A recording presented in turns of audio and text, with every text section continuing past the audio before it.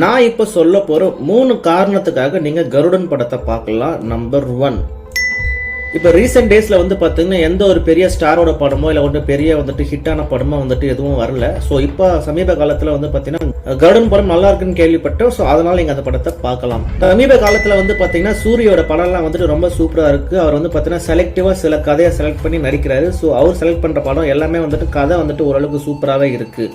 Number 3, basically Sasikumar படம்னாலே பாத்தீங்கன்னா ஒரு கிராமத்து சாயல் இருக்கும், நல்ல நட்பு வட்டாரத்துக்கான கதை இருக்கும், விறுவிறுப்பா இருக்கும், ரொம்ப ஸ்டண்ட் எல்லாம் நிறைய இருக்கும்.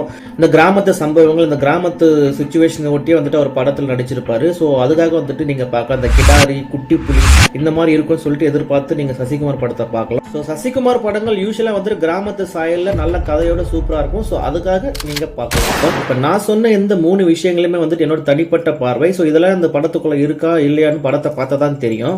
வாங்க வீடியோக்குள்ள